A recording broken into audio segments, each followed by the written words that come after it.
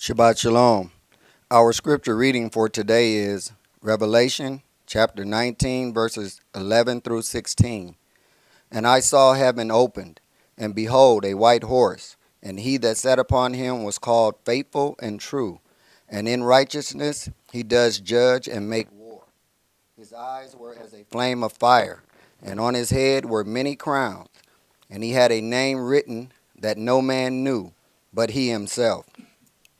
And he was clothed with a vesture dipped in blood, and his name is called the Word of Elohim. And the armies which were in heaven followed him upon white horses, clothed in fine linen, white and clean. And out of his mouth goes a sharp sword, that with it should smite the nations. And he shall rule them with the rod of iron, and he treadeth the winepress of the fierceness and wrath of Almighty Elohim. And he had on his vesture and on his thigh a name written, King of Kings and Adonai of Adonai.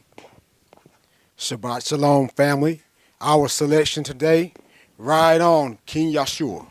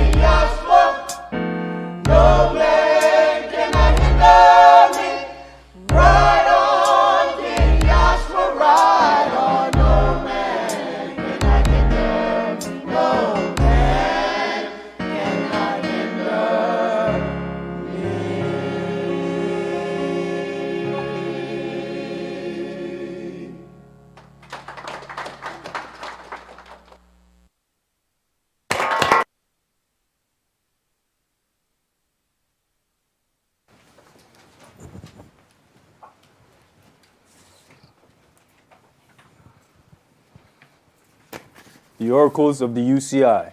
1 Peter chapter 4, verses 7 through 11. But the end of all things is at hand. Be you therefore sober, and watch unto prayer. And above all things have fervent love among yourselves, for love shall cover the multitude of sins. Use hospitality one to another without grudging. As every man has received the gift, even so minister the same one to another, as good stewards of the manifold grace of Elohim. If any man speak, let him speak as the oracles of Elohim. If any man minister, let him do it as of the ability which Elohim gives, that Elohim in all things may be glorified through Yahshua the Mashiach, to whom be praise and dominion forever and ever. Amen. Ephesians chapter 4, verses 29 through chapter 5 and verse 4. Let no corrupt communication proceed out of your mouth, but that which is good to the use of edifying, that it may minister grace unto the hearers. And grieve not the Holy Spirit of Elohim, whereby you are sealed until the day of redemption. Let all bitterness and wrath and anger and clamor and evil speaking be put away from you with all malice. And be you kind one to another, tender-hearted, forgiving one another, even as Elohim for Yahshua's sake has forgiven you.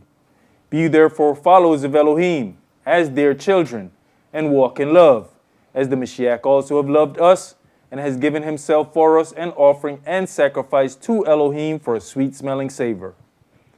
But fornication, and all uncleanness, or covetousness, let it not be once named among you as become saints. Neither filthiness, nor foolish talking, nor jesting, which are not convenient, but rather given of thanks. Ecclesiastes chapter 5, verses 1 and 2. Keep your foot when you go to the house of Elohim, and be more ready to hear than to give the sacrifice of fools, for they consider not that they do evil. Be not rash with your mouth, and let not your heart be hasty to utter anything before Elohim. For Elohim is in heaven, and you up on earth. Therefore, let your words be few. Exodus chapter 23, verses 20 and 21. Behold, I send an angel before you to keep you in the way, and to bring you into the place which I have prepared. Beware of him and obey his voice. Provoke him not, for he will not pardon your transgressions, for my name is in him. Revelations chapter 3, verses 20 through 22. Behold, I stand at the door and knock. If any man hear my voice and open the door, I will come into him and will sup with him, and he with me. To him that overcomes will I grant to sit with me in my throne, even as I have also overcame and am sat down with my Father in his throne. He that has an ear, let him hear what the Spirit says unto the churches. All right, Shabbat Shalom. Shabbat Shalom. Which is peace on the Yahweh's holy Sabbath day. Welcome to another holy convocation that Yahweh has enjoined unto us here in Lithonia, Georgia. The title of today's sermon is entitled, The Profitable Servant Above and Beyond. And Yahshua said unto them, Verily I say unto you, that you which have followed me in the regeneration, when the Son of Man shall sit in the throne of his glory, you also shall sit upon 12 thrones, judging the 12 tribes of Israel. And everyone that has forsaken houses, or brethren, or sisters, or father, or mother, or wife, or children, or lands, for my name's sake, shall receive an hundredfold, and shall inherit everlasting life. Now, it says, and everyone that has forsaken houses, or brothers, or sisters, or father, or mother, or wife, for my name's sake, shall receive a hundredfold, and shall inherit everlasting life. One of the things that we have to wrap our heads around is that the nations are preparing for some kind of love fest at the return of Yahshua. They are not preparing for the worst battle that they have ever encountered. And especially when you consider the nations of the earth who have basically operated as bullies. For all practical purposes, every war in this land has never been fought in this land, other than the spat that she had with her mother. No other anything has landed here. So the only thing we know about destruction here is by watching it on television. We look at the crumbled buildings that we see in Palestine, and it is just a picture to us. We have not considered what happens the day that one bridge in Spaghetti Junction is out. You realize that half the United States is shut down because of that. Every bit of product flows through Atlanta. If just one of the bridges of Spaghetti Junction is out, we have major supply chain issues. Now, spread that out, and now you're talking about something else. When you're talking about Yahshua sitting on his throne, I don't think we understand how does one sit on a throne proclaiming his power.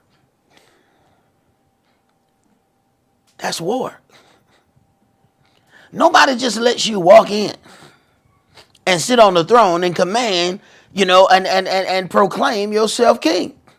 You're going to have to show them something for them to respect your scepter.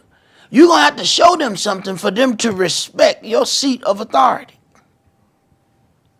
So we get to that point where we talk about the thrones, but we don't really understand what has to happen for that to take place. He ain't coming here hugging on everybody, telling everybody how much he loved you, how he loved the whole earth. No. For him to sit on that throne, he has to put some things in order. And we already saw a bit of that. He came to make sure that his father's house was in order. And that wasn't nice either. So when we get to that, we have to understand that he has to first, before one goes to war, even the book says, hey, he has to get down and and performs an accounting to see whether or not he will be able to perform the task that he has been charged with. So he has to first gather his servants. After he gathers his servants, then he prepares to move forward.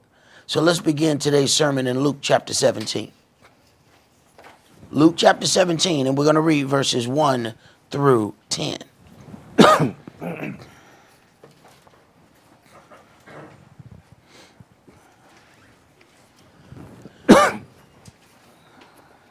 Luke chapter 17 and verse 1. Then said he unto the disciples, it is impossible, but that offenses will come. But woe unto him through whom they come. It is impossible, but that offenses will come. But woe unto him. These are things that we have to consider. See, there is the situations that we may encounter between one another that may that we may have issues with. Then you have situations of work where work is being hindered, and then now those personal situations are not personal anymore. Because now it's the spirit that does the work, and then we are told, be careful not to grieve the Holy Spirit. But in those personal situations, we don't see the spirit. We see the individual who's in front of us. See, it's real easy to read this kind of stuff and just kind of use it as a cliche. We can go around saying, we're more than conquerors all day long. But when the manna of heaven gets ready to set up his governmental system on earth, are you going to go with it or are you going to fight against it? Go ahead. It were better for him that a millstone were hanged about his neck, and he cast into the sea, than that he should offend one of these little ones. One of these little ones is one of his servants, not one of these little children or something like that. People are going somewhere. He has a order that he's setting forth. Go ahead. Take heed to yourselves. If your brother trespass against you, rebuke him. And if he repent, forgive him. All right, so there is an order even to forgiveness. What we have been told, if your brother do something, just forgive him. Wait a minute, that's not the equation. That is not the equation. The equation don't just say, it's the real loving God thing to do to forgive your brother. That's not what this red writing. That's Yahshua talking. Okay, so we're talking about a whole nother level. Take heed to yourselves. If your brother trespass against you, rebuke him. To rebuke your brother, you have to say something to your brother. This doesn't mean you have to say something mean. This doesn't mean you have to say something in an aggressive fashion. But it does mean that you have to say something. How can you rebuke him if you don't say, hey, I felt violated at this point right here? So at this point now that there has been this, now we have to find out, okay, your feeling, was it according to what was written in the law, or is it because of you just had tender feelings? See, that's step one. To rebuke, we got to say something about it. All right? Now, we got to get in the book. Okay, so tell me how you felt. Well, I felt such and such. So what happened? My cheeks got real tender when you said, all right, so let's see if we can look in this book and see if we can find tender cheeks. Cheeks. All right? Well, I looked everywhere. I couldn't find tender cheeks. So now we know now that this is just your feelings. But if we can find it in this book, now we know, okay, that there's basis for that feeling. But if we can't find it in this book, there's no basis for that feeling. So if your brother sin against you, sin means transgression of the law, not transgression of my feelings. If your brother sin against you, rebuke him. Not if your brother, my brother, he just made me feel bad. That's not what he said. It didn't say if my brother make me feel bad. It didn't say if my brother make me feel insecure. It said if your brother sin against you. So before you go to the step of rebuking your brother, you need to figure out, was that sin to Yahweh or did it just hurt your feelings? And if it's the latter, then you need to go somewhere and deal with your feelings. Don't bring everybody into your feeling fest. Don't send out invitations, little party hats, little streamers, and all of that. Y'all come to my party. I got a feeling party. And that's essentially what we do. When you go tell somebody else about it, you just sent out an invitation to your feeling fest. Examine that first to figure out what that is. Because how can you even rebuke your brother if you don't know what your brother has transgressed toward you? Go ahead. Verse 4. And if he trespass against you 7 times in a day, and 7 times in a day turn again to you, saying, I repent, you shall forgive him. Yeah, now people say, wait a minute, this sounds strange. At this point of repentance, this individual is acknowledging that he has done something. See, you can't repent without acknowledgement, which is the biggest problem that we have. Acknowledgement is our biggest issue.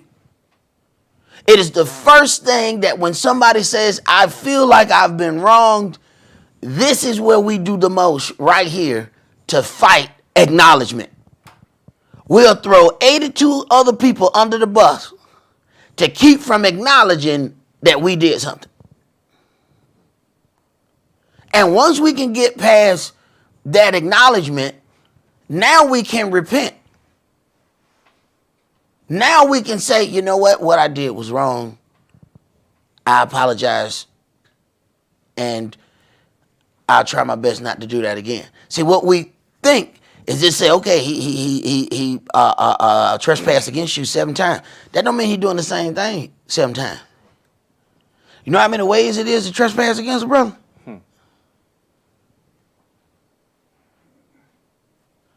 See, if he repent, he actually attempted to stop doing that thing. But while he stopped doing that thing, he may start doing some other thing. Go ahead. And the apostles said unto the Adonai, increase our faith.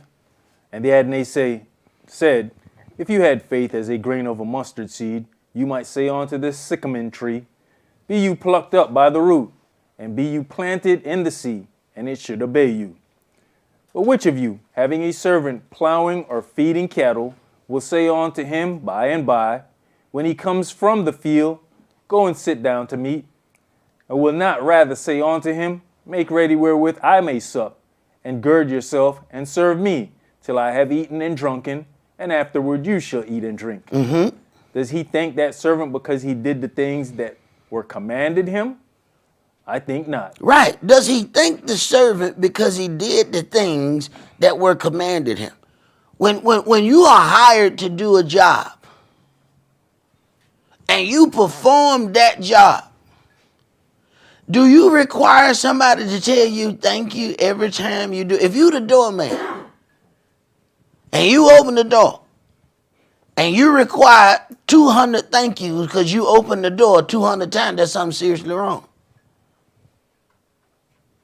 No, that's your job. Go ahead. So likewise you, when you shall have done all those things which are commanded you, say, we're unprofitable servants.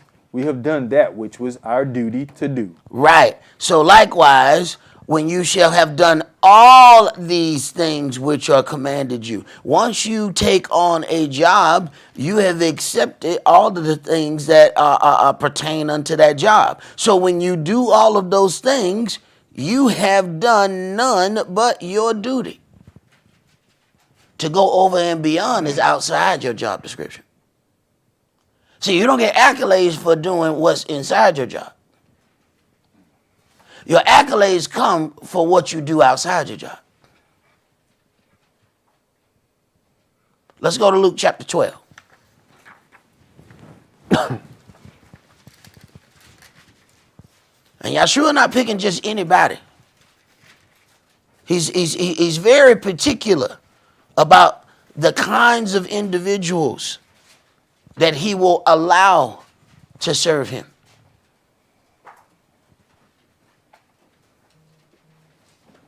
See, we think the more individuals we can get in the room, the more we are accepted. Why Yahshua didn't have a 10,000 member congregation? Yahshua did more to try to run people off than gather them.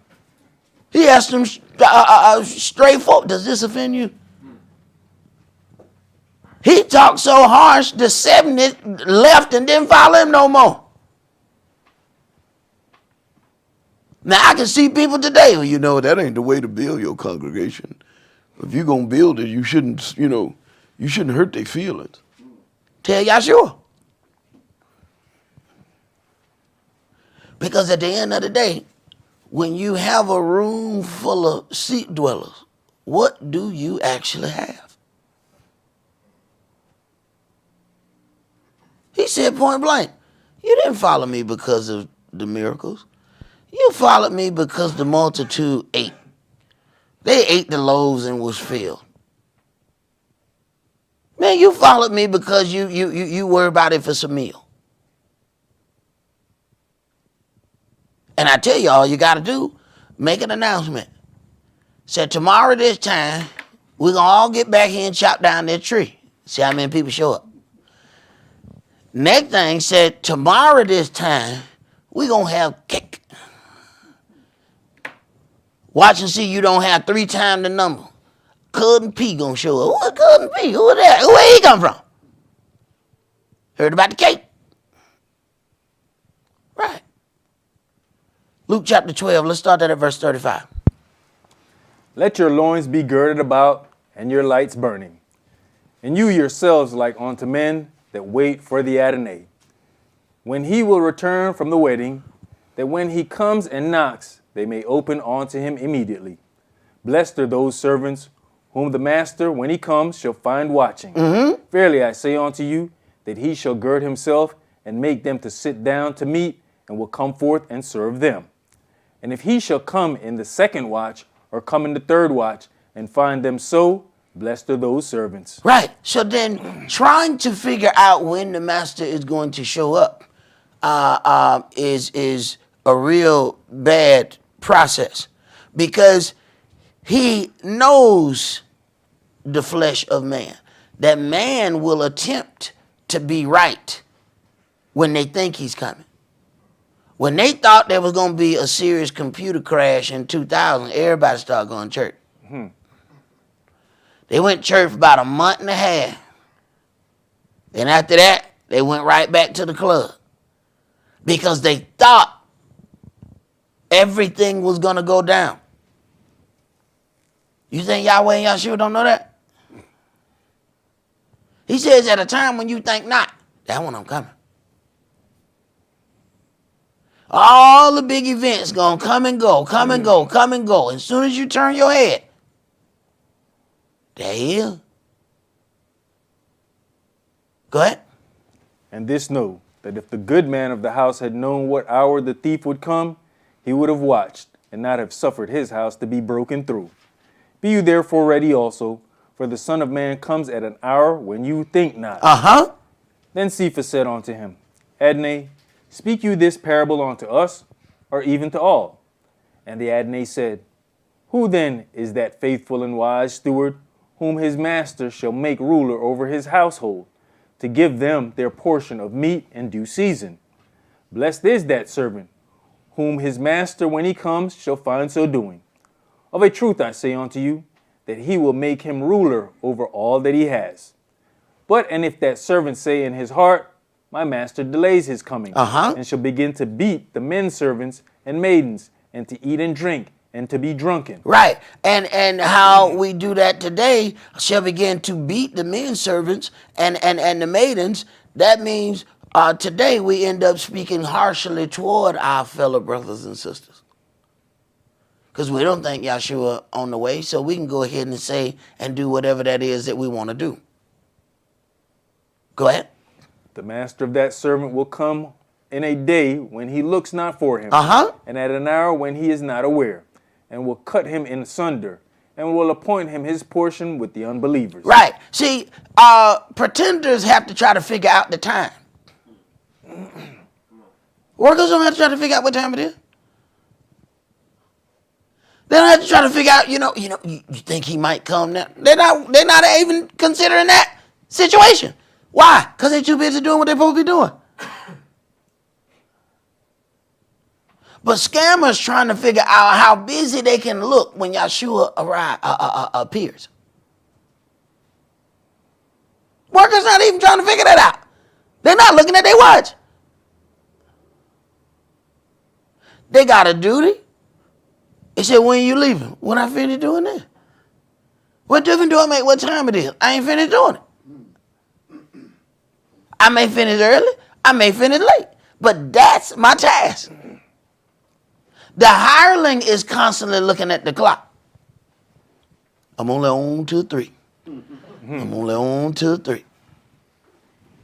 Hey, when we got our earthly jobs on that, we are hirelings. I didn't decide to go to no company because I really believed in their direction in life. No. They told me they was going to pay me. And I did the job. And you believe you me, I'm a hireling at that job. Because I tell you what, let 2:59 and 32 seconds show up. Done deal. I'm packing. Stuff start going in the bag. Well, I don't have to believe in that job. But I do have to do the job that I've been tasked to do. But I've been tasked to do that job hourly.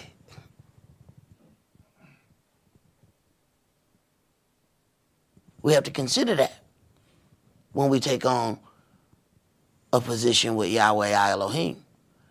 Have we taken on an hourly job or have we taken on a task? Go ahead.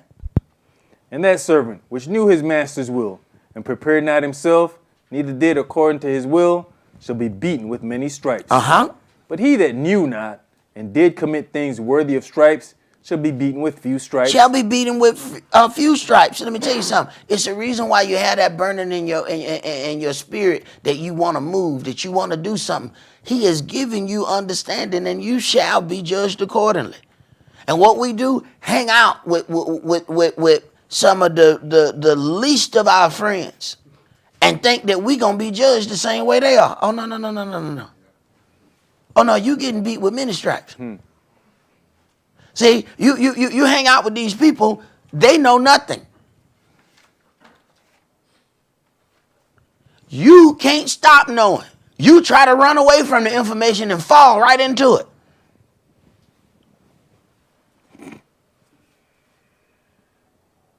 Go ahead. For unto whomsoever much is given, of him shall be much required. And to whom men have committed much, of him they will ask the more. All right. So we have some foundation of things here.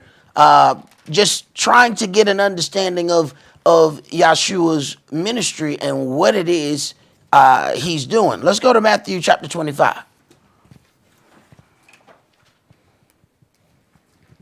Because one of the things that when it was time to anoint King David as ruler over Israel, even Samuel the prophet had to be educated. He says, I don't look at men the way men look at men. He saw some of these big, strong brothers and said, surely, this is Yahweh's king. And no. Yahweh has rejected him too. That's not him. Keep going. Now, how he picked the smallest one of all of them and said, that's the king. Yahweh was looking at something different than what man was looking at. Matthew 25, let's start at verse 14. For the kingdom of heaven is as a man traveling into a far country, who called his own servants and delivered unto them his goods. And unto one he gave 5 talents, to another 2, and to another 1, to every man according to his several ability, and straightway took his journey. Then he that had received the 5 talents went and traded with the same, and made them other 5 talents. And likewise he that had received 2, he also gained other 2. But he that had received 1 went and digged in the earth, and hid his master's money. After a long time the master of those servants comes and reckons with them. All right, now, all of this, it says, for the kingdom of heaven is as a man traveling to a far country, who called his own servants and delivered unto them his goods. So Yahweh has endowed Yeshua. Yeshua has allowed for his spirit of understanding to be upon us. We have been given these things, and he goes on his long journey. But he shall return, and he gonna wonder where is his increase. And what are we gonna say to him? See, it's important that you put yourself in these situations and stop looking at everything as they and them. What happens when he asks you for his increase? Go ahead. And so he that had received 5 talents came and brought other 5 talents, saying, Master, you delivered unto me 5 talents. Behold, I've gained beside them 5 talents more. His master said unto him, Well done, you good and faithful servant. You have been faithful over a few things. I'll make you ruler over many things. Enter you into the joy of your master. He also that had received 2 talents came and said, Master, you delivered unto me 2 talents. Behold, I have gained 2 other talents beside them. His master said unto him, Well done, good and faithful servant. You have been faithful over a few things.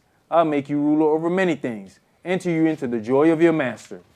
Then he which had received the 1 talent came and said, Master, I knew that you are an hard man, reaping where you have not sown, and gathering where you have not strawed. Who got the most words? The one who got the least talent. Who talking the most? The one who got the least amount of increase. Go ahead. And I was afraid, and went and hid your talent in the earth. Lo, here you have what is yours. So you have to understand now, herein lies a possible issue between servants. Does the one with 1 become offended by the one with 10? Does he now get offended? Does he now feel as though there's a problem between him and his brother because one brother has 10 and he has 1? Does he now have an issue with his brother? Why not? What is the issue between Cain and Abel? Did not an individual end up dead? Tell me what he did wrong. Okay. There was a problem between what one of them was able to give and what the other one had in his heart to give and how Yahweh received it. You're not looking at a situation where one individual sinned against another individual and they had a problem and an altercation and then there was a dead man. No. So in this very thing that we are going through, some of the altercations, excuse me, that we have gotten into, we probably didn't even fully understand the altercation. Because you don't know that somebody got some kind of issue because you have some abilities that they may want. And all the time, people are not honest about why they have an issue with you. Because, I mean, that's very difficult to say. Man, I just don't like him. Why? I mean, why he got to drive that nice car? You know what I'm saying? I mean, why his woman got to be so pretty? Have you seen his house? Look at his house. Oh, it's very, very difficult to open your mouth and be honest, but maybe you should say it to yourself so you can see how stupid it sounds, and maybe you might be able to get out of that. See, sometimes before we confess something to one another, confess it to yourself. But do it out loud. Go in a room by yourself and go ahead and say it out loud. And see if your ears tingle when you say it out loud. Can't stand James.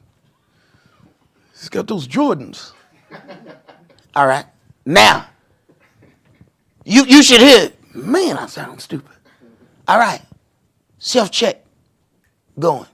Now, if you can get that self-check going, you can fix that before it jumps out and turns into something that it never should have been. Go ahead, brother. You finish that? His master said unto him, You wicked and slothful servant, you knew that I reap where I sowed not, and gathered where I have strawed not. Excuse me. You ought therefore to have put my...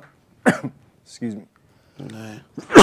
And we have whatever that little cough is going around everywhere. Matter of fact, we had a couple people call in because, you know, things were getting to them. I was talking to some folks 5 states over. I said, man, how we all come down with something at the same damn time? I'm talking to folks 5 states over. I'm like, wait a minute. How you sound like somebody I just heard yesterday? Then I noticed that same spraying again. Yesterday, it was absolutely warm.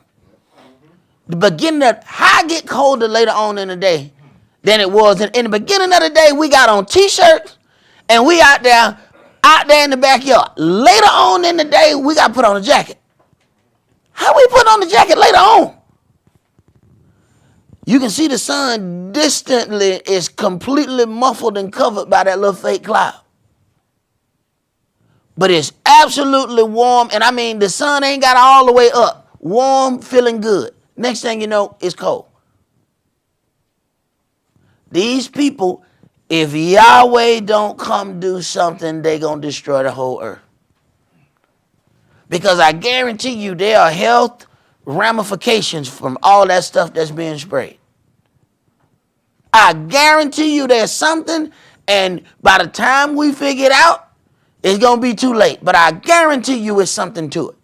You can't spray little bits of metal and it not affect us somehow. Go ahead, bro. Verse 27.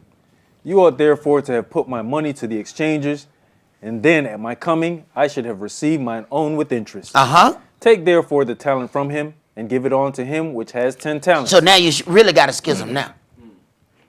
Now you really have a schism now. Take that from him and give it unto him who has 10. But Yeshua, he already got 10.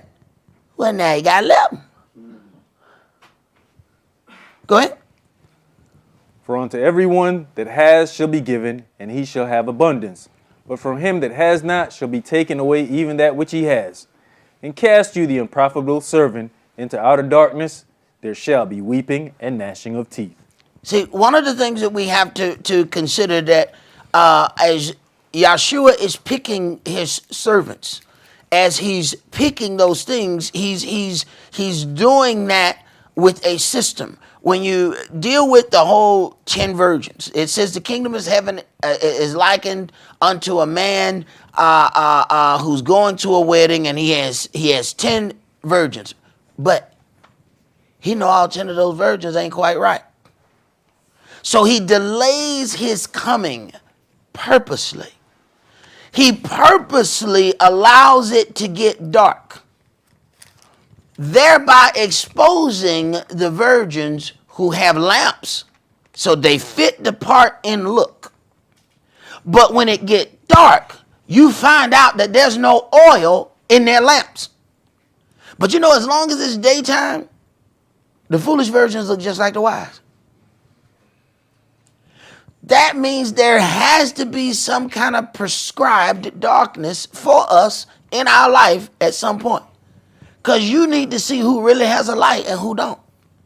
If you only see everybody around you in the light, you have no idea who you're looking at. He has to make it dark in your life at some point, so that you will look up and say, wow, the people who I thought had a light don't have one. The people who I wasn't really paying attention to, my God, are they glowing. But you can't tell that until it get dark. But what do? Absolutely run from the prescribed darkness. Soon as we see it getting dark, we take it out. We act just like that childhood thing kicks in. Boy, when that street light come on, I swear for God, you better be coming in this driveway. I better see you. So that street light get to flickering. Bow! About 4 or 5 of us would take off running. Nobody said bye. Nobody said nothing. When you looked around and there was a couple people gone, you automatically looked up. Uh-oh. You knew what happened. Everybody saw that street light hitting. And see, these kids don't even notice. Street light, see, they got the LED lights now. See, no. That's not what they had when we grew up. You look at that light, you can tell that light getting ready to cut on. You get that. See, this is a different kind of light they got now. You look at that light, you be like, hey man, is that light about to come on? Out of cheer. By the time that light come on, that's near your house, you better be running in that grass. Now, here's the problem. How I'm supposed to know exactly when you better figure it out? You better figure it out. I don't care what kind of equation you use. You better talk to God Almighty. I don't care how you find out. But I tell you what, if that light come on and you ain't in this yard, you know it's going down, right? I'm going to cut the grass without a lawnmower. You understand what I'm saying to you? Hey, done deal. So we running. We have been then programmed to run from that darkness. There's some people who you think might be your partners. It ain't got dark enough yet. And then there's some people who you think are your enemies. It ain't got dark enough. It ain't got dark enough. Go ahead, bro. That was it. That was it. Let's go to Matthew chapter 20. Now, in one of these things that you find out as you go through these gospels, that different individuals have different takes on things, and it's quite interesting because having to orchestrate between individuals sometimes, and you go in and have a person, well, tell me what you encountered. And you'll talk to 5 people, and 5 people bring out 5 different points. One of them saw this, but they didn't see that. The other one saw that over there, but they didn't see this. See, as individuals, what happens with us, the things that we are in tune to are the things that stick out to us. So this one individual focused on something because it meant something in their life. The other thing didn't mean much to them. They didn't see that. That just, came across as normal. They just went on past that. But they focused in on this one thing because there's a particular incident that made them sensitive to that in their life. You have to consider that when you read some of these things and why one individual would have an encounter or would say something and you listen to somebody else's account and they didn't have anything to say about that particular thing. You would have to ask them specifically. So did this happen? Oh, yeah. Well, why that wasn't in your story? It didn't seem important to me.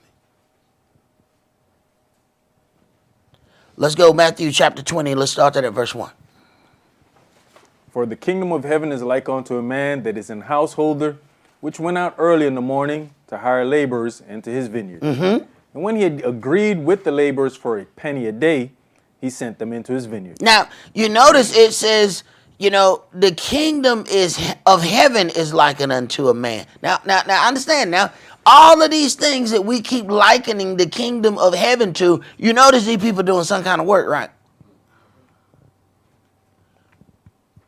Now, every other time we heard about the kingdom of heaven on Sunday morning, somebody, 2 things, somebody died or somebody was singing and dancing.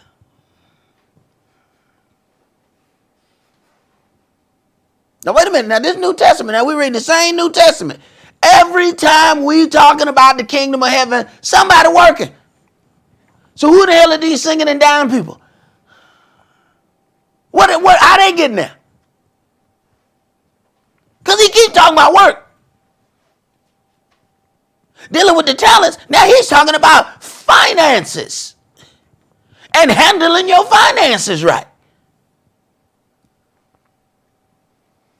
Or better yet, handling his finances right. He asked you about yours. He asked you about yours. You ought to be able to pay your own light bill. Look here. But what about the stuff I gave you? What'd you do with that? Go ahead. And he went out about the 3rd hour and saw others standing idle in the marketplace, and said unto them, Go you also into the vineyard, and whatsoever is right I will give you. And they went their way. Again he went out about the 6th and 9th hour, and did likewise. And about the 11th hour he went out, and found others standing idle, and says unto them, Why stand you here all the day idle?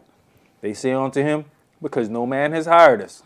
He says unto them, Go you also into the vineyard, and whatsoever is right, that shall you receive. Now wait a minute. Now, at the first one, he had agreed with the laborers for a penny a day. All right. Now, as he get down to these other ones, he said, "Whatsoever is right, I'll pay you." Because hey, you have been allowed to come inside this vineyard and work even at a late hour. Whatsoever is right. He didn't give them a specific pay. So at this point, they will be happy with whatever they receive because no man had hired them. Go ahead. So when he was come, the adney of the vineyard says unto his steward, Call the laborers and give them their hire, beginning from the last unto the first. Now this is where he started the problem at. Had he paid the first ones first and the last ones last, he wouldn't have had no problem. But I need for you to understand something about our big brother God, King High Priest. He liketh trouble.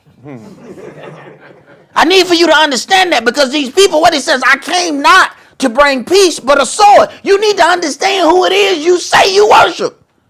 He could have most easily dealt with the first ones first. Let me tell you something. When we get our check, bro, we don't hang around. Come on, man. I ain't never seen dude get his check just hanging out at the front. Hey, bro, we gone. They would have been gone by the time he paid the last. No. Yeshua never misses a teaching opportunity. And he really don't give a damn who feel and get hurt in his teaching opportunities. Matter of fact, he expects hurt. Matter of fact, he's counting on it. Matter of fact, he got a bag of hurt and he passing it out to each individual. You get hurt. You get hurt. And you get hurt. You get two. Because that's what's going to make the teaching stick in. That's the part you miss. Whole lot of stuff happened to you. What you focus on? Hurt sears it in. All kind of stuff might be sprinkled, but hurt sears it in. Oh, that's going to stay there. He ain't never going to forget that. So you need to understand your God, King, High Priest. Because if not, you really don't understand what's happening here. He could have easily done this another way, and it would not have been a problem. But he wants a problem. Because there's grace and mercy all up in this. But when somebody else receives grace, do you then think you deserve more? Go ahead. But did he not already tell us how he's going to operate? He said the first shall be last and the last shall be first. Uh-huh. That's what he did. Uh-huh. It's real easy to listen to that until your check comes. Okay? Yeah, what you're saying sound all nice and dandy. That is really nice. I appreciate your little priestly statement. Okay, that was really nice. All right, Shabbat Shalom. Look here. But when I get my check, though, okay? All right, don't talk to me about first and last first when I'm getting my check, bro. Okay? Go ahead. What you want, everlasting life? Hey, bro, hey. Look here. Supersize the salvation, bro. Go ahead. Verse 9. And when they came that were hired about the 11th hour, they received every man a penny. Uh-huh. Now, see, now he has created a schism. Hold on, bro. These dudes ain't been working but like an hour and a half, man. Bro, we've been out here all day. So now they've already renegotiated with Yahshua, but ain't said nothing to Yahshua. You mean buddy right there got a penny too? Oh my God, bruh. Bruh, what? Bruh, you know how much money we finna get? What you talking about? Bruh, we been out here like 12 hours, man. Bruh, been like one, bruh. Bruh got a penny. So like we finna get like 12 pennies, bruh. They done renegotiated in their head. Okay? They done renegotiated in their head. So now, when they get their penny, they pissed. Go ahead. But when the first came, they supposed that they should have received more. They suppose? Now, how did they renegotiate this? How did they renegotiate it? He didn't make no promises to them. They renegotiated in their own hard mind. And then held him accountable to their renegotiated fee. Go ahead. And they likewise received every man a penny. And when they had received it, they murmured against the good man of the house. Now they done got paid what they agreed to, and now they murmuring. Man, I keep looking at this, man. Man, bro, hey, man, bro ain't right. Bro ain't right. Man, why bro ain't right? Man, bro gave them same thing we got. Interesting. Go ahead. Saying, these last have wrought but 1 hour. Uh-huh. And you have made them equal unto us, which have borne the burden and heat of the day. The burden and the heat of the day. Go ahead. But he answered one of them and said, Friend, I do you no wrong. Friend, I do you no wrong. Tell me why I did you wrong. Because I have had grace and mercy for them, how does that mean I've done you wrong? I gave them something that they didn't deserve. That don't mean I got to give you more. Go ahead. Did not you agree with me for a penny? Did not you agree? Did not we enter into a covenant? Did not I answer the covenant of which me and you entered into? How have I become your enemy? Go ahead. Take that yours is and go your way. Take your money and kick rock, bruh. Go ahead. I will give unto this last, even as unto you. Is it not lawful for me to do what I will with mine own? Is it not lawful for me to do what I will with mine own? Go ahead. Is your eye evil because I'm good? Check that out. So how I look at something has now affected how you look at it. Now you have changed what's evil and good based on my goodness to somebody else. Now you suppose you ought to be able to receive more. Interesting. Go ahead. For the last shall be first, and the first last. All right, jump to 20. Verse 20. Then came to him the mother of Zebedee's children with her sons, worshiping him and desiring a certain thing of him. And he said unto her, What will you? She says unto him, Grant that these my two sons may sit, the one on your right hand and the other on the left, in your kingdom. But Yahshua answered and said, You know not what you ask. Now sometimes we want a little bit too much for our labor. So look here, sugar, what you asking for, you don't have the ability to pay for. You asking for something that's way outside of what you have the ability to purchase. They gonna do some work, but they ain't gonna do that much work. My father has to allow that right there. You can't even work your way into that seat. It has to be given unto you. Go ahead. Are you able to drink of the cup that I shall drink of, and to be baptized with the baptism that I am baptized with? They say unto him, We are able. And he says unto them, You shall drink indeed of my cup, and be baptized with the baptism that I am baptized with.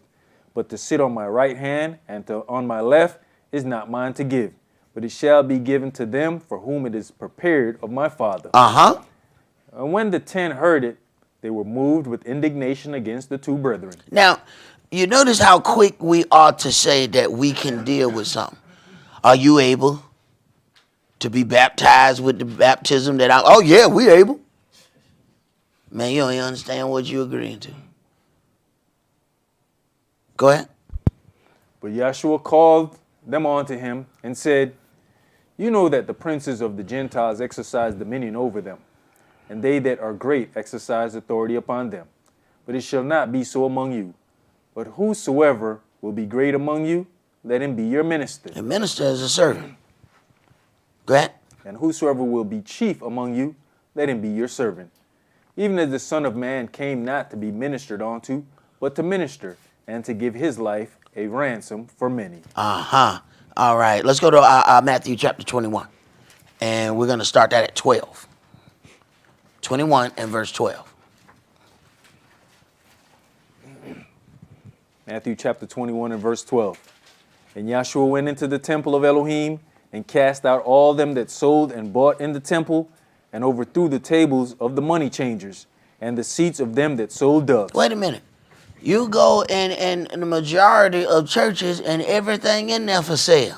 They got shirts. Go get your, even the folks that said, they deal with the fringes. Oh, the fringes on sale.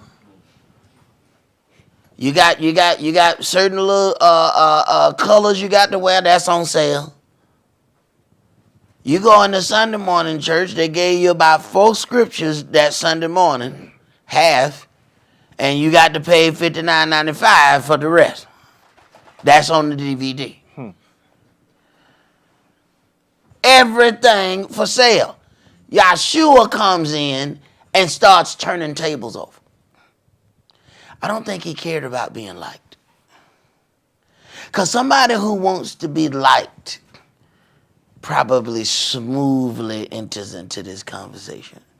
Hey, brother, look here. Is there any reason why, these things might be for sale here in our Father's house?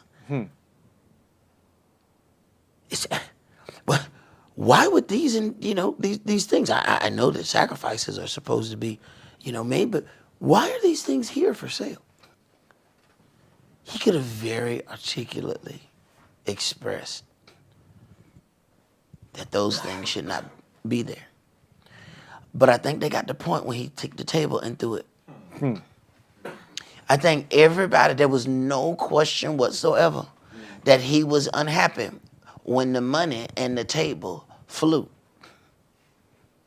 People who probably was way back who wouldn't have been able to understand the conversation.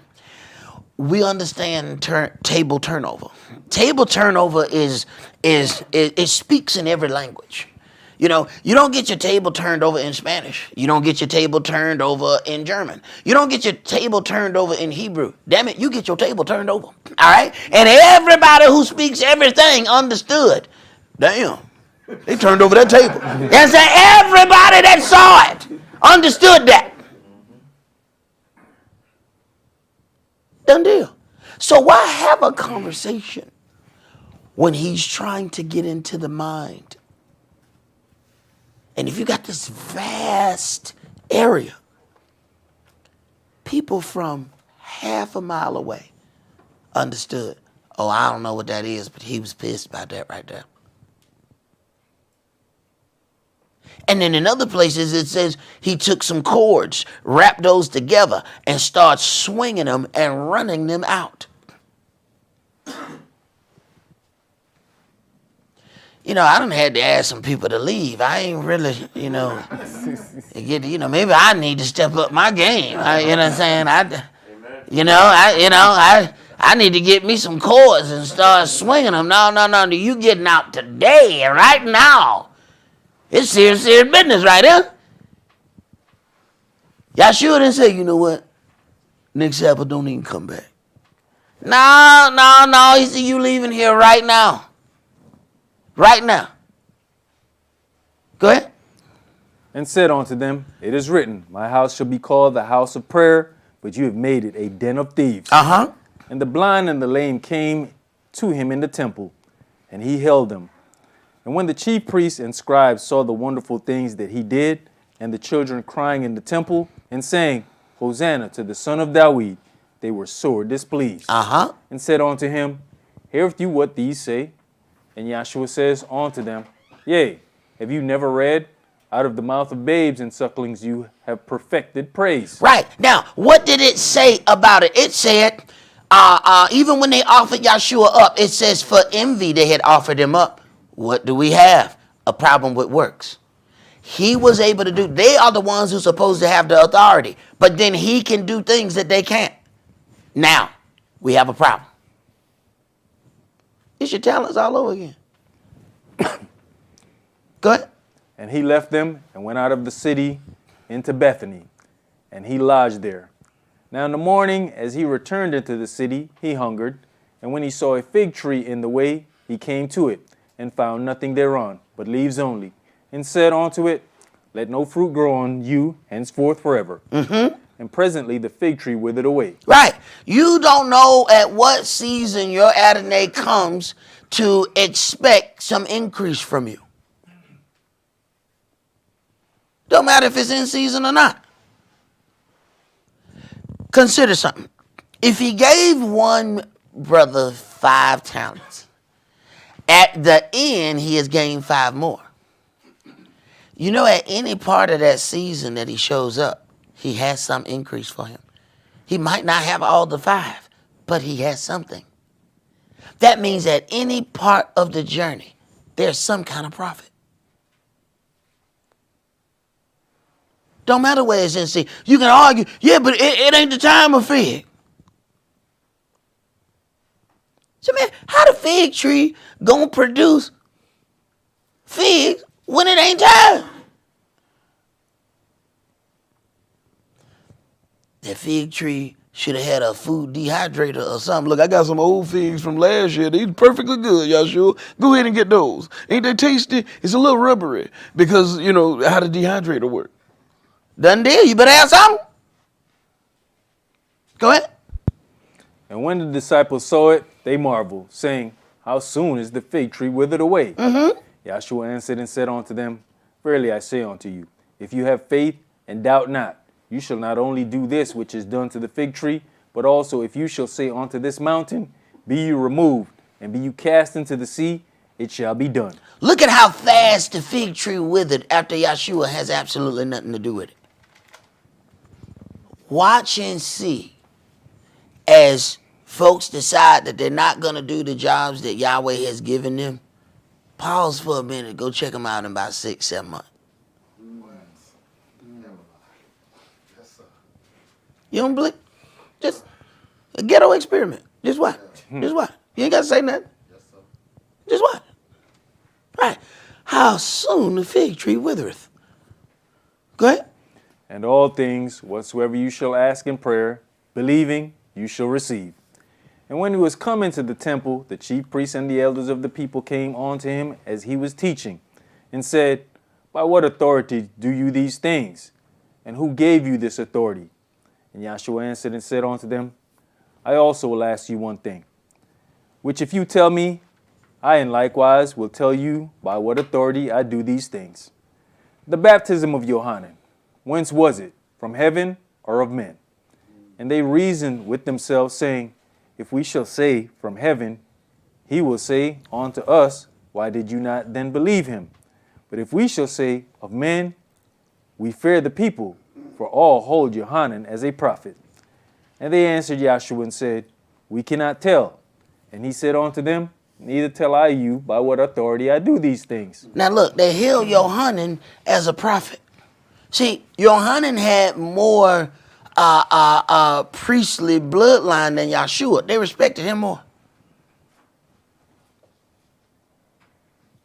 They respected him more, and they still had an issue with him. But because of the pomp and circumstance, they were careful about how they approached him. But you can see in the dealings that Yahshua is doing, he has wisdom in how to navigate these situations. Just as he could have easily, had the whole parable, the situation of the laborers, could have very easily paid them in a different way and never had an altercation. We assume that not having an altercation is the path. You would assume wrong. You would assume wrong. Go ahead. But what think you? A certain man had 2 sons, and he came to the first and said, Son, go work today in my vineyard.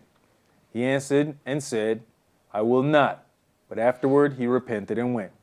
And he came to the second and said likewise.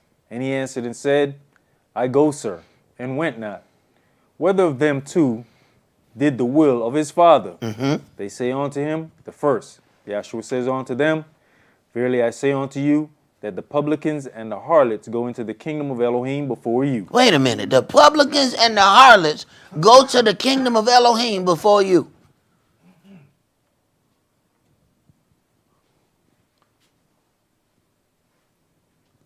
Something sounds strange about that. Go ahead. For Johanan came unto you in the way of righteousness, and you believed him not. Believed him not. But the publicans and the harlots believed him. Wait a minute. The publicans and the harlots believe. So what is it that's in us when we think we are accomplished that causes us not to be able to hear? Wait a minute. The publicans and the harlots are supposed to be the people who are not good individuals. What caused them to be able to hear? So imagine if you go somewhere. He said, wait a minute. Johanan came in the way of righteousness. But you couldn't hear him. But the publicans and harlots heard him. Now, what happens if you walk up on a brother teaching and all you see is publicans and harlots? The hell kind of congregation is this? What's going on here? But wait a minute. He said, no. These the ones that will hear. So Yahweh calling in a different way then. Interesting. Go ahead. And you, when you had seen it, repented not afterward, that you might believe him. Hear another parable. There was a certain householder which planted a vineyard, and hedged it round about, and digged a winepress in it, and built a tower, and let it out to husbandmen, and went into a far country. And when the time of the fruit drew near, he sent his servants to the husbandmen, that they might receive the fruits of it. And the husbandmen took his servants, and beat one, and killed another, and stoned another. Again he sent other servants more than the first, and they did unto them likewise. But last of all he sent unto them his son, saying, They will reverence my son. But when the husbandmen saw the son, they said among themselves, This is the heir. Come, let us kill him, and let us seize on his inheritance. Mm-hmm. And they caught him, and cast him out of the vineyard, and slew him. Right. This is what the nations have done to the true children of Israel. They say, hey, wait a minute. That's the inheritance. So they caught us and cast us out of the vineyard so they can take the vineyard for themselves. Do you really know what you're reading? Is your mind still in the, you still see grapes?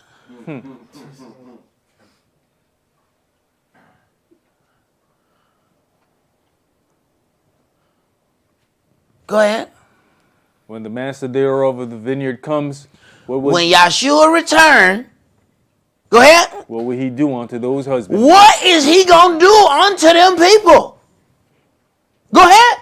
They say unto him, he will miserably destroy those wicked men. Wait a minute. Now they're getting ready to have a group hug. It's, oh my goodness, look at Yahshua coming on that white charger. Oh my goodness. Let's hug. Oh, no. He coming to take care of some business. Go ahead. And will let out his vineyard unto other husbandmen, we shall render him the fruits in their season. Uh-huh. Yahshua says unto them, Did you never read in the scriptures, the stone which the builders rejected, the same has become the head of the corner? This is the Adonai's doing, and it is marvelous in our eyes. Right. If they rejected the cornerstone, of course they going to reject those that are strengthened by the cornerstone. They going to reject all of the ones that come after him as well. Go ahead. Therefore say I unto you, the kingdom of Elohim shall be taken from you, and given to a nation, bringing forth the fruits thereof. And whosoever shall fall on this stone shall be broken, but on whomsoever it shall fall, it shall grind him to powder. You know, and a lot of times we're reading these things and we're trying to picture this in our mind. What we don't understand is the mixed rulership that is going on. The figurehead of Israelites who are there dealing under Herod's temple and under the Roman rule. So they put people in place who may look like and act like they in the culture, but they never was. Same thing that countries do when they, appoint other people as leaders overseas. One minute you find out, oh, this country is going to war with this individual. Wait a minute. Ain't that the one y'all put in there? Didn't y'all put him in there? Yeah. And the minute that he didn't want to do what we told him, then it was time to go to war and get rid of him so they can get somebody else. That's why these people are so afraid about Yahshua's works. Hey, man, we're going to lose our place and our seat of authority, man. People keep talking about this man. Our job is to keep them. We're going to stay rich as long as we can subdue the people. Go and look at some of the big congregations and you understand what their job is. Did anybody find it interesting when Al Sharpton admitted he was an FBI informant? Isn't that interesting? But you have to consider, if one congregation has 10,000 members, that's 10,000 votes. You need to pay attention here. If that's 10,000 votes, then that one individual then has political power. Then that can't be no any old kind of individual. They got to have some tabs on that individual. They got to have some way to ring that one back in, least he get beside himself, and then they put any old somebody in office based on his saying. Interesting. Go ahead. Verse 45. And when the chief priests and Pharisees had heard his parables, they perceived that he spake of them. But when they sought to lay hands on him, they feared the multitude because they took him for a prophet. Right. All right, let's go to Luke chapter 15. They didn't respect him, they just feared the people. That's what the problem was.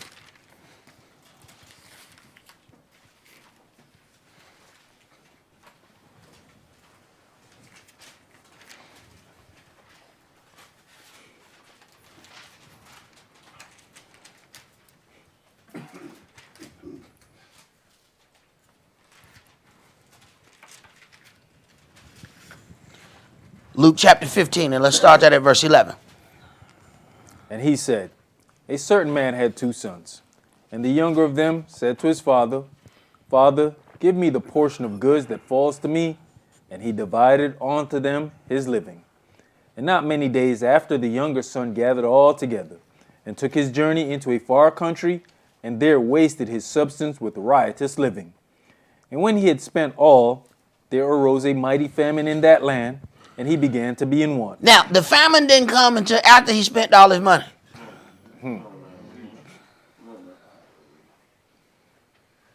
See, it's plenty of food while he got money. But then all his money gone, because he partied hard. It said, he spent all, he wasted his inheritance with riotous living. He knew all the harlots by name. Is that Black Stallion? Okay. All right. Okay. All right. Okay. All right. Go ahead. And he went and joined himself to a citizen of that country, and he sent him into his fields to feed swine. And he would fain have filled his belly with the husk that the swine did eat, and no man gave unto him. When you get to the point that you'll eat that, in the country they call that slop. That's what you feed the pig, slop. All the leftover stuff, you eat the apple and leave the little piece in the middle, throw that, that's what the pigs eat. All the leftover stuff, throw it in the bucket. You ain't really got to have no place to eat. You just throw it out there, pig gonna eat it. When you get to the point that you so bad off that you'll eat that, bad situation. Go ahead. And when he came to himself, he said, how many hired servants of my father's have bread enough and to spare, and I perish with hunger? Okay. Now, they have this part set aside as repentance. It says, and when he came to himself. See, he had too much stuff to come to himself. He had too many items. See, he had to get broke all the way down. Because see, one thing about it, when you run out of money, you know the harlots don't come around no more. I can't believe that there is no honorable harlot in this town. They don't want to come around just because I ran out of money. Don't nobody want to come around. Now, hey, no. You ran out of stuff that brings the harlots around. Ain't nobody coming around no more. Now, he comes to himself. How many things must you lose to come to yourself? Do you have to be broke and by yourself so that you can come to yourself? Do you have too many friends to come to yourself? Do you have too much money to come to yourself? Do you have too many clothes, too many items? Do you have too much to come to you?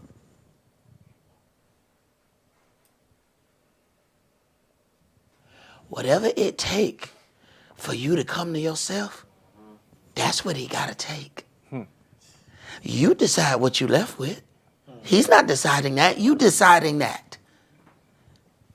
You are deciding that. However much it takes for him to reach you, that is what he's taking.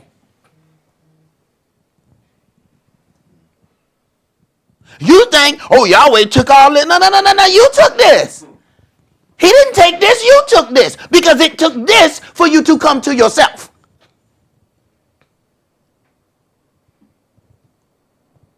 You gave him absolutely no choice. Go ahead. I will arise and go to my father, and will say unto him, Father, I have sinned against heaven and before you, and I am no more worthy to be called your son. Make me as one of your hired servants. And he arose and came to his father, but when he was yet a great way off, his father saw him. Right, because when the father saw him, he automatically knew, oh, he has repented. See, he repented because he showed back up. Understand something. This thought comes to him. You know, he could have easily had that thought the first time he thought about eating the pig food. But he still didn't repent right away. Now look at that. Look at that. Look at. No, it still took a little bit. It was still some pride in there. It was still some pride in there. Y'all would say, oh, no. I see. It's just a tad bit of leaven deep down in there. Hold on. Let me get that out. Let me get that. He'll be ready once I get this out. Now, okay. Father, I have sinned against you. Make me, don't even try to come and be at the point of a son. All right? Realize that he done already spent the inheritance now. All right? You ain't getting no more inheritance. Now you get to come back, but you're coming back as a servant. You're not coming back as a son.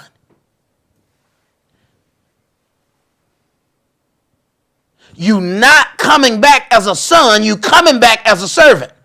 You already spent your inheritance. Go ahead.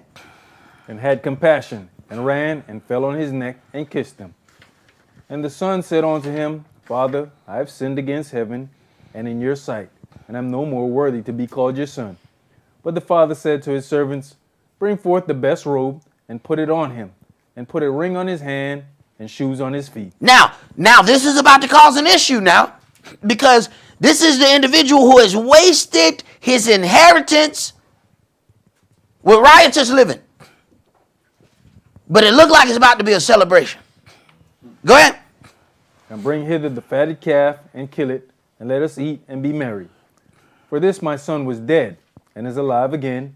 He was lost, and is found. And they began to be merry. Now his elder son was in the field, and as he came and drew near to the house, he heard music and dancing.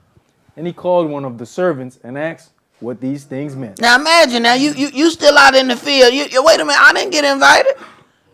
The party already started. What's going on? Go ahead. And he said unto him, Your brother is come, and your father has killed the fatted calf, because he has received him safe and sound. And he was angry, and would not go in. Therefore came his father out, and entreated him. And he answering said to his father, Lo, these many years do I serve you, neither transgressed I at any time your commandment, and yet you never gave me a kid, that I may make merry with my friends. You ain't even pull out a goat for me.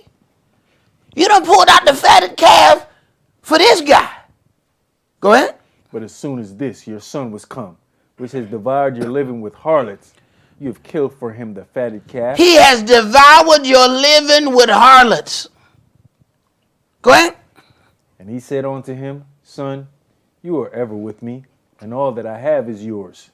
It was meet that we should make merry and be glad, for this your brother was dead, and is alive again, and was lost, and is found. Now, we oftentimes pay attention to the wrong things. The obedient son was angry about the feast of his brother's return. The obedient son didn't really understand what the party was all about. It was not about the brother's work ethic, because the other brother's work ethic was trash. What it was about was his resurrection and return. That's what the party was about. Because at the end of the day, the brother now works for the other brother. Let's not get it twisted. Everything that the father owns now belongs to the elder brother. He now returns. He works for the elder brother. What you mad for? Because the party. You paying attention to the wrong thing. See, this is the thing that gets us. We'll pay attention to the wrong thing. He is upset about this. Everything you see here, yours, boy. What are you upset for? He worked for you. Right. Let's go to 2 Thessalonians chapter 3.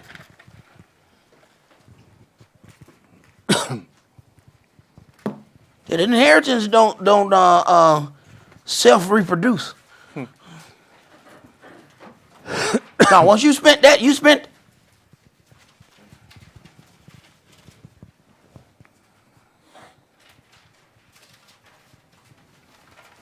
Second Thessalonians chapter 3, and we're going to read verses 6 through 15. Verse 6.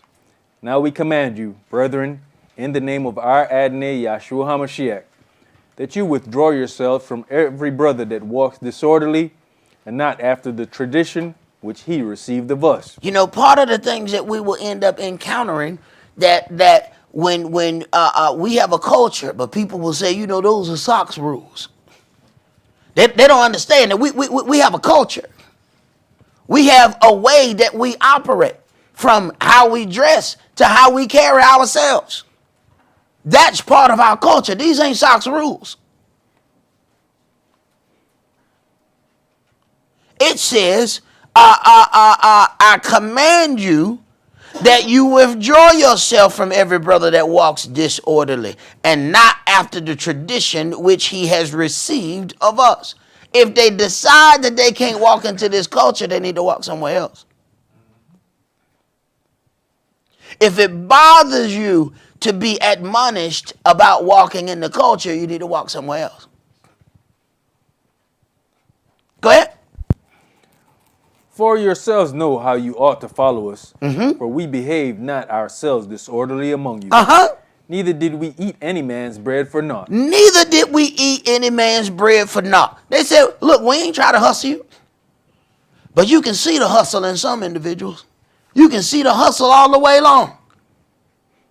That they hustling from the time the sun rises to the time it go down. They said, we got abilities, but we didn't make merchandise of you. Go ahead. But wrought with labor and travail night and day, that we might not be chargeable to any of you. Not because we have not power, but to make ourselves an example unto you to follow us. For even when we were with you, this we commanded you, that if any would not work, neither should he eat. If any should not work, neither should he eat. You can almost count on, you can set your watch by the departure of some individuals. How long it take to finish the meal? All right. Oh, is the wine gone? So shall they be. They follow the wine, pour it out and let it run down the street. That's where they going. Right. What Yahshua said, you didn't come because of any other miracles. You came because the people did eat. This is that part what my elder used to say, this ain't no social club. Go ahead. For we hear that there are some which walk among you disorderly, working not at all, Working not at all. but are busybodies. You know what happened with that extra time? You start doing the wrong thing with it. Sometimes people think that you get better in handling your time by getting more of it. That's absolutely false. You get better at handling your time when you have less of it. You have no reason to direct your time when you got a lot of it. So that's why the person who lives next door to the school is always the latest one. Because they always feel like they got more time. The more time you have, the worse off you are with it. People say, man, you seem to get a lot of stuff done because I ain't got no time. What happened? When you ain't got none of it, you operate differently. There are times when you look up and say, you know what, you know what, we've been doing it right here too long. Look, this hadn't been profitable today. And I spent 3 hours at this. Look here, we finna do something else. Because one thing I ain't finna do, it's been 12 hours and I ain't got nothing accomplished today. Damn it, I'm gonna get something accomplished today. So I might do this for 2 hours. I might do that for 2 hours. I might do this for an hour. I might do this for 30 minutes. But I got some form of accomplishment throughout that day. Because I didn't put all 12 hours on one thing and still didn't get that thing done. So I still got a sense of accomplishment in me. Although the final product in each one of those things still ain't done. I still feel good about myself that day.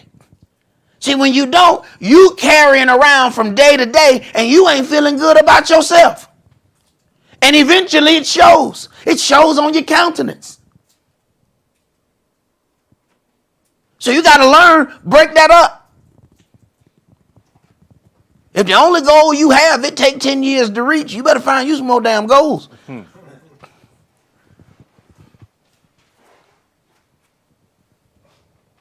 Go ahead, brother. You finish that? Now them that are such, we command and exhort by our Adonai Yahshua HaMashiach, that with quietness they work and eat their own bread. But you, brethren, be not weary in well-doing. And if any man obey not our word by this letter, note that man, and have no company with him, that he may be ashamed. Yet count him not as an enemy, but admonish him as a brother. Admonish him as a brother. All right, let's go to 1 Corinthians chapter 5.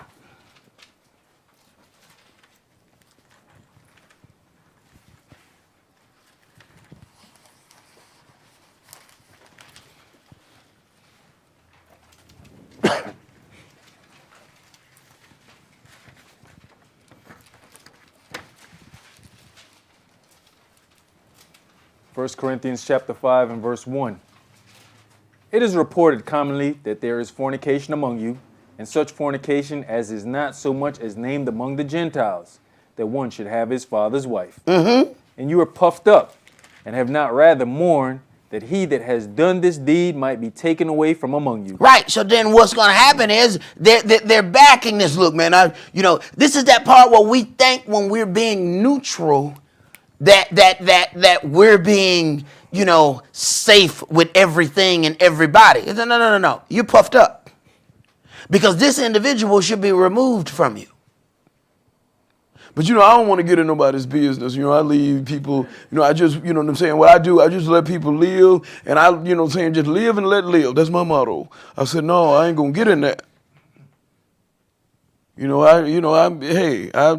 So he married his stepmama. I don't know. That ain't got nothing to do with me. Now you got to do that somewhere else. You ain't your stepmama. Y'all got to get the hell on. That ain't going to work. Well, I don't want to be rude. I will. No, you got to do that somewhere else. Go ahead. For I, verily, as absent in body, but present in spirit, have judged already. I've judged already. Go ahead. As though I were present concerning him that has so done this deed. In the name of our Adonai, Yahshua HaMashiach, when you are gathered together, and my spirit, with the power of our Adonai, Yahshua HaMashiach, to deliver such a one unto Satan for the destruction of the flesh. How do you deliver such a one unto Satan?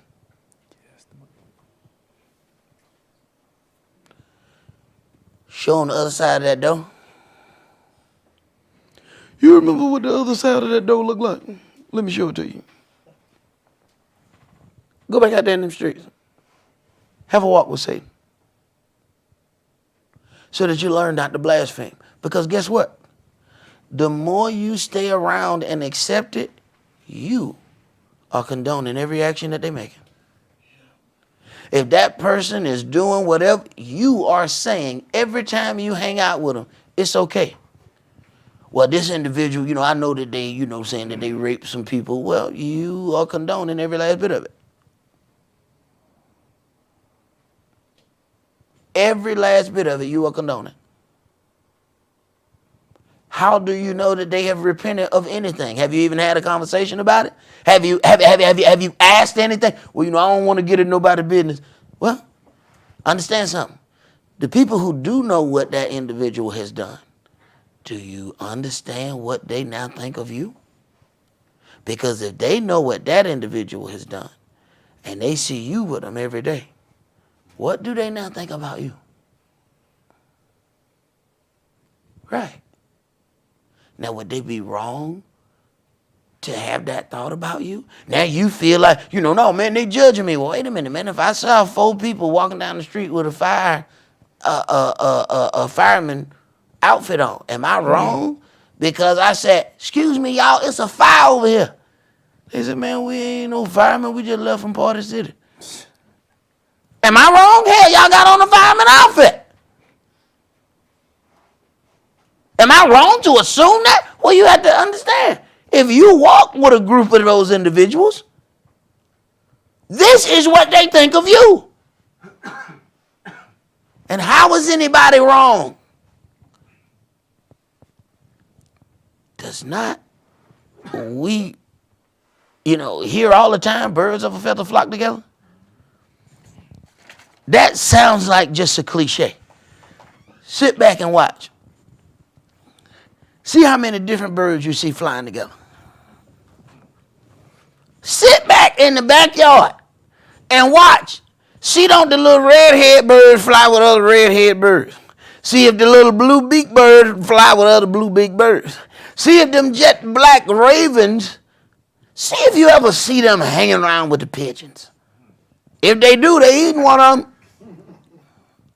They ain't hanging, they dangling. It's different. Right. Nature tells you that. You ain't never just looked up and seen a lion and a hyena walking down, in the grassy meadow. Hey, man, what y'all gonna do today? I don't know, man. I'm gonna chase some of your people later on. You ain't never seen that. But we proclaim that we are in the truth. So why do we constantly hang out with a lie? Go ahead. To deliver such a one unto Satan for the destruction of the flesh, that the spirit may be saved in the day of the Adonai Yahshua. Your glorying is not good. Know you not that a little leaven leavens the whole lump? What does that mean? If a little leaven leavens the whole lump, you are hanging with certain individuals. A little leaven, sprinkle a little leaven, the leaven leavens the whole lump. Who is the lump? You. Their leaven has leavened you. Right. Go ahead. Purge out therefore the old leaven, that you may be a new lump, as you are unleavened. Wait a minute. Purge out the old leaven. That's your little friends you hanging around. The new lump is supposed to be you. Go ahead. For even Yahshua, our Passover, is sacrificed for us. Therefore let us keep the feast, not with old leaven, neither with the leaven of malice and wickedness, but with the unleavened bread of sincerity and truth. I wrote unto you in a letter not to company with fornicators, yet not altogether with the fornicators of this world, or with the covetous, or extortioners, or with idolaters, for then must you needs go out of the world. But now I have written unto you not to keep company, if any man that is called a brother be a fornicator, or covetous, or an idolater, or a railer, or a drunkard. Or a drunkard. The word tells us that we can drink wine. The word talks about wine for the maids and strong drink for the men. But that don't mean he wanted you to be a drunkard. You know, when you at your second cup before other people finish their peas.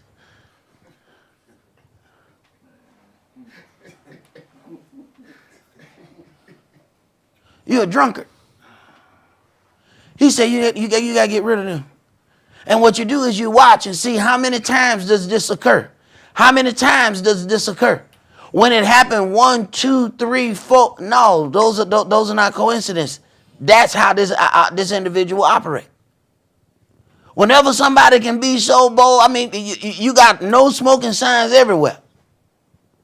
But once somebody get a few sips, they forget the rules. Next thing you know, dude, standing at the top of your stairs with a drink, with a black and mild hanging out his mouth like he welcoming you to his place. Welcome to this motherfucker. My name Todd. I own this, man.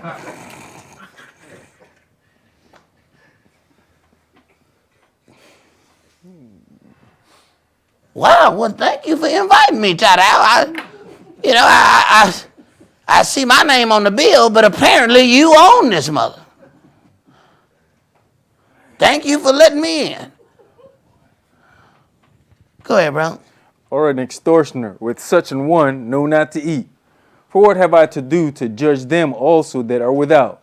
Do not you judge them that are within? Do not you judge them that is not your job. It's not that your job. He says, I judge the ones that are without. People are quick to tell you, only God can judge me. No. God judge you out there. When you come into anybody, then that is the job of the governing individuals of that body. See, people love to tell half of the story. Well, only God can judge me. Yep, as long as you're in God's street. But when you decide to come into any situation, I don't care where you go to a hotel downtown. Now, guess what you govern by? That is. You go to an auditorium. Guess what you govern by? The rules of the people who are in charge of that auditorium. Only God can judge me. Oh, yeah? Watch you go to jail. Did God put them handcuffs on you? Did God read you your rights? You have the godly right to be quiet. God didn't pat you down. Right. So we use that out of context. 1 Titus chapter 1 and verse 20 says, holding faith and good conscience, which some having put away concerning the faith have made shipwreck, of whom is Hymenaeus and Alexander, whom I have delivered unto Satan, that they may learn not to blaspheme. In other words, he had to show them the door. You deliver them, let them spirits dance with them for a little while, and maybe they'll learn how to walk orderly. Let's go to Mark chapter 3. See, you have to go back to that whole situation of when he came to himself. What must you do sometimes for somebody to come to themselves?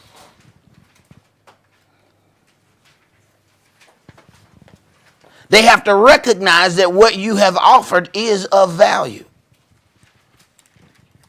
Sometimes the way we recognize value is when we don't have it. See, some folks are in relationships and don't really respect the person that they're in relationship with.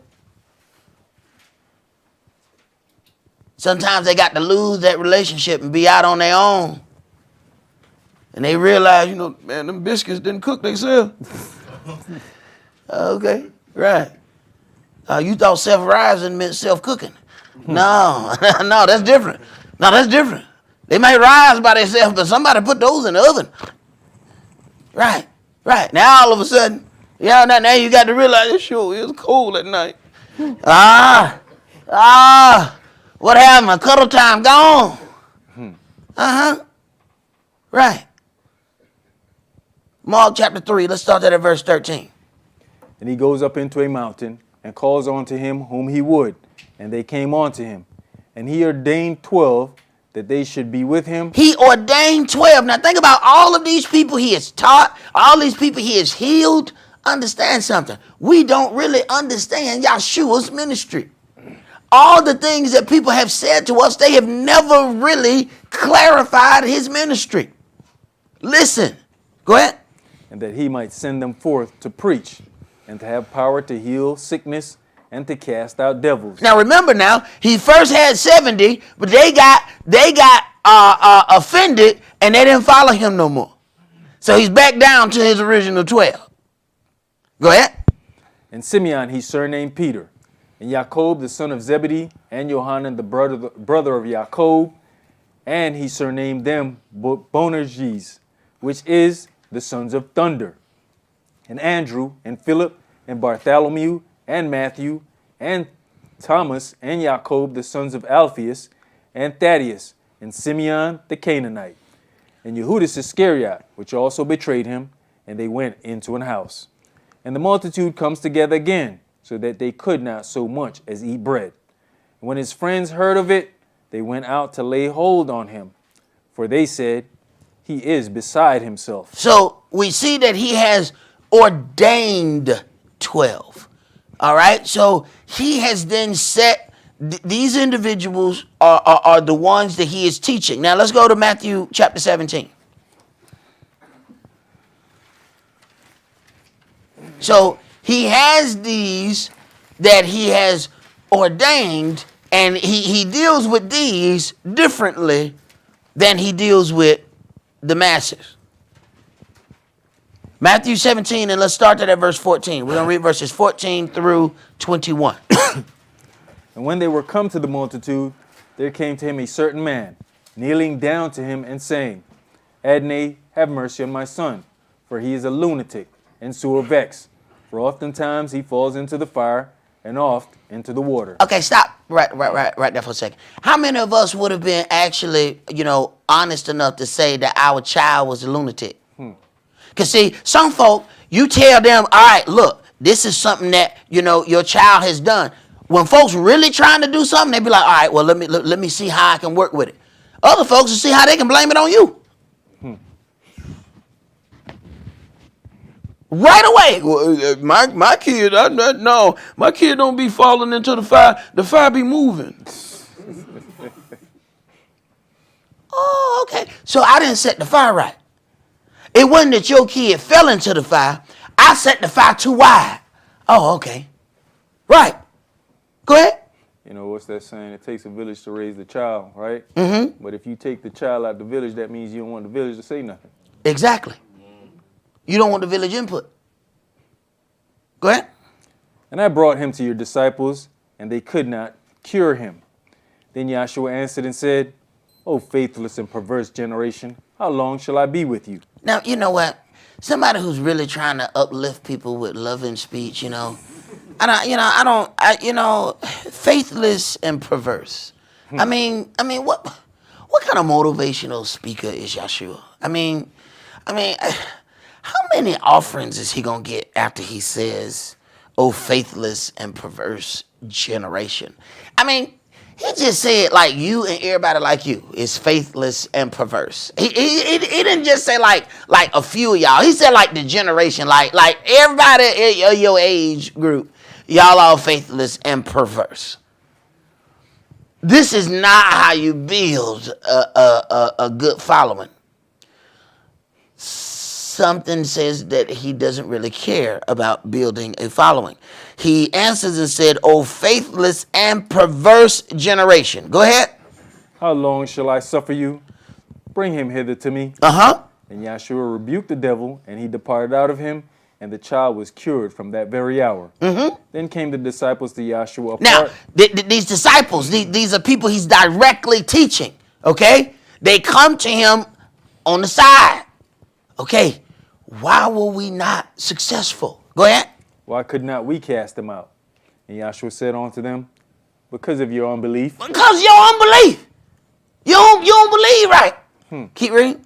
For verily I say unto you, if you have faith as a grain of mustard seed, you shall say unto this mountain, remove hence to yonder place, and it shall remove, and nothing shall be impossible unto you. All right, but, go ahead. Howbeit, this kind goes not out, but by prayer and fasting. Oh, so you weren't going to be successful anyway.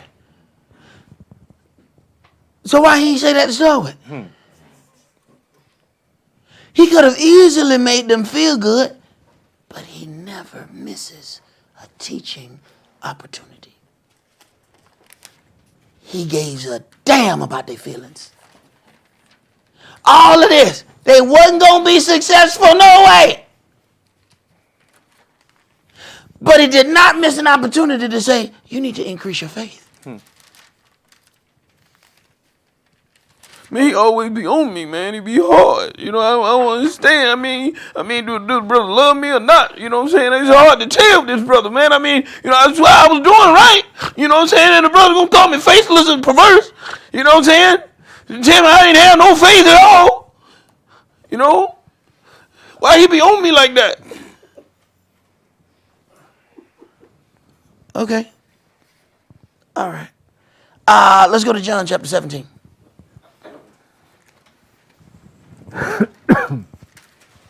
See, it's important that we understand Yahshua because sometimes we might be in front of something and we don't really understand why it's going down that way. Get in your book. You'll figure it out. What you confused about? Do you not know your God, King, High Priest, and his job?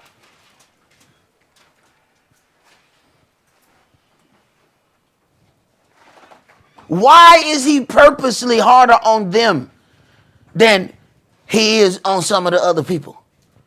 Because, I mean, he'll go out to those people and he'll get them, you know, some real, you know, hey, come on, plant early for good corn. All right, get on out of here. Wait a minute, man. That way you was nice to them. I mean, you called me faithless and perverse. And I mean, I've been hanging with you. I mean, we've been down here in the trenches. Them people ain't been with you and you nicer to them. Okay. John chapter 17, start at verse 1. These words spake Yahshua and lifted up his eyes to heaven and said, Father, the hour is come. Glorify your Son, that your Son also may glorify you. As you have given him power over all flesh, that he should give eternal life to as many as you have given him. And this is life eternal, that they might know you, the only true El, and Yahshua HaMashiach, whom you have sent. All right, so everybody said they say he came to save the world. He says, you know, of those that you have given, you know, him, that you have given me. Okay, keep reading. I have glorified you on the earth. I have finished the work which you gave me to do. And now, O Father, glorify you me with your own self with the glory which I had with you before the world was. I have manifested your name unto the men which you gave me out of the world. Okay, so he must have gave him the world because, you know, he went and talked to a lot of people. He said, I have manifested your name unto the men which you gave me out of the world. You took these men out of the world and gave them to me. Go ahead. Yours they were, and you gave them me. They were your men, but you gave them. You chose these men. Go ahead, not me. You chose these men and you gave them to me. Go ahead. And they have kept your word. Now they have known that all things whatsoever you have given me are of you. For I have given unto them the words which you gave me, and they have received them. And I have known surely that I came, out from you, and they have believed that you did send me. They have believed that you did send me. Go ahead. I pray for them. I pray not for the world. Wait a minute. Now, so this can't be all the men of the world then. He's talking about a specific group of people because he's saying, I'm praying for them. I don't pray for the world. So who are these people then? Go ahead. But for them which you have given me, for they are yours. And all mine are yours, and yours are mine, and I'm glorified in them. And now I'm no more in the world, but these are in the world, and I come to you. Holy Father, keep through your own name those whom you have given me, that they may be one as we are one. While I was with them in the world, I kept them in your name. Those that you gave me, I have kept. Wait a minute. While I was with them in the world, I kept them in your name. Wait a minute. How you keep doing that? Every time it looked like they were getting off the path, he would either chastise them or bring them back in. Get back in line. You floating outside. Come on. Straight and narrow is the way. Get back on the path. Go ahead. And none of them is lost, but the son of perdition. Wait a minute. None of them is lost, but the son of perdition. Wait a minute. He talking about the disciples. He says the ones you gave me are them 12. Wait a minute. Everybody said, well, you know, Christ came to save the whole world. No, he didn't. You know, It wasn't until a few hours ago that I fully understood what my elder would say all the time. And I couldn't understand why it had anything to do with me. He said, Sock, I teach priests. I realized Yahshua's job. He teach priests. When you teach priests, that word not going to be accepting to everybody because it ain't supposed to be for everybody. No, he's teaching a select group of people. He still healed other people. He still did things among other people. He still taught other people. But the people directly under him were set to be priests. That means he had to teach them more aggressively. Interesting, huh? Go ahead, bro. That the scripture might be fulfilled. And now come I to you, and these things I speak in the world, that they might have my joy fulfilled in themselves. I have given them your word, and the world has hated them, because they are not of the world, even as I am not of the world. I pray not that you should take them out of the world, but that you should keep them from the evil. They are not of the world, even as I am not of the world. Sanctify them through your truth. Your word is truth. As you have sent me into the world, even so have I also sent them into the world. And for their sakes I sanctify myself, that they also might be sanctified through the truth. Neither pray I for these alone, but for them also which shall believe on me through their word. That they all may be one, as you, Father, are in me, and I in you, that they also may be one in us, that the world may believe that you have sent me. And the glory which you gave me I have given them, that they may be one, even as we are one. And the glory which you have given me, I have given them, that they may be one, even as we are one. He is not talking about the whole world. He is talking about the men that were given unto him for him to teach. So when my elder made that statement, I teach priests, now you understand what Yahshua's job is. He had to come forth and set that foundation here on earth. But let us hear the conclusion of this matter. Let's go to Matthew chapter 26.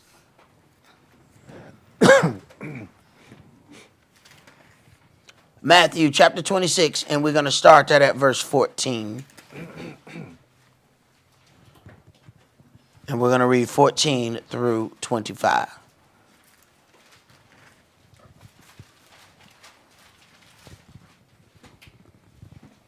Verse 14. Then one of the 12, called Yehudas Iscariot, went out to the chief priests, and said unto them, What will you give me? And I'll deliver him unto you. And they covenanted with him for 30 pieces of silver. Now, of the 12 that was given unto him, he said, I have not lost one, except the son of perdition, that the scripture might be fulfilled. So he had to be offered up from the ones who were given unto him. Not amongst all these thousands that he fed, or all these other people who learned from him, people who did, no. One of the ones who has to offer him up has to be one of the ones that was given unto him. Close. Go ahead. And from that time he sought opportunity to betray him. Now the first day of the feast of unleavened bread, the disciples came to Yahshua, saying unto him, Where will you that we prepare for you to eat the Passover? And he said, Go into the city to such a man, and say unto him, The master says, My time is at hand, and I'll keep the Passover at your house with my disciples. I will keep the Passover at your house with my disciples. He didn't keep the Passover with everybody. He kept the Passover with the men that were given unto him.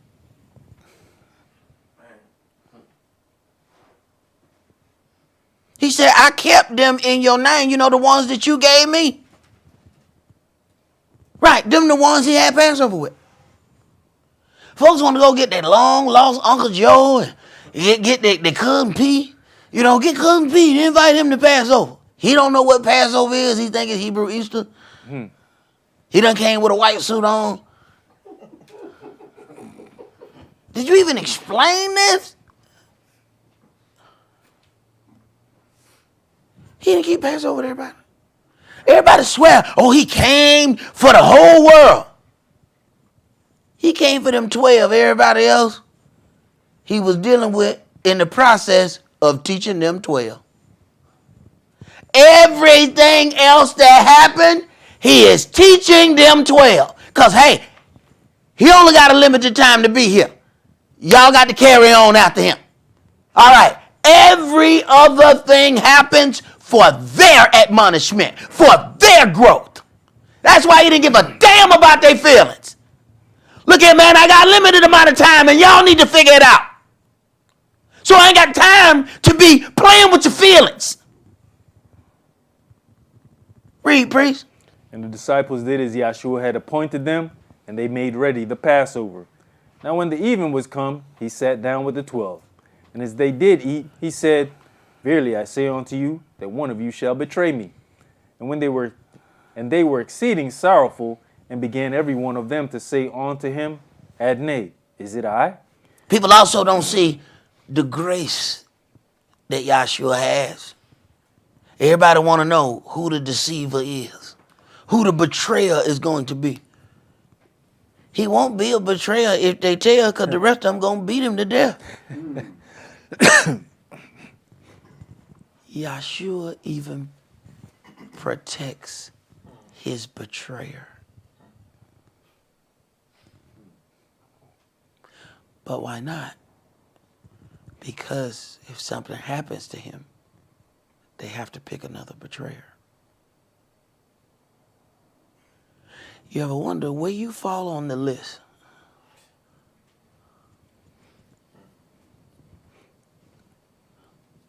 Say it's 12 brothers. And, number 12 is the betrayer. But then, y'all find out early he the betrayer and y'all kill him. Damn, what if you number 11? Get what job you just got? Oh, damn, you moved up and down at the same time. You might want to let that betrayer do his job then, huh? Lest you end up with that job. Go ahead, priest. And he answered and said, He that dips his hand with me in the dish, the same shall betray me. The Son of Man goes as it is written of him. But woe to that man by whom the Son of Man is betrayed. Mm-hmm. It had been good for that man if he had not been born. Then Yehudas, which betrayed him, answered and said, Master, is it I? He said unto him, You have said.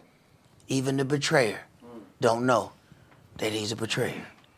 The betrayer really feels like they are just like the other 11. But there was something that was put in their heart that eventually is going to do what it needs to do. So, we have to ask ourselves, what role do we want to play in all of this?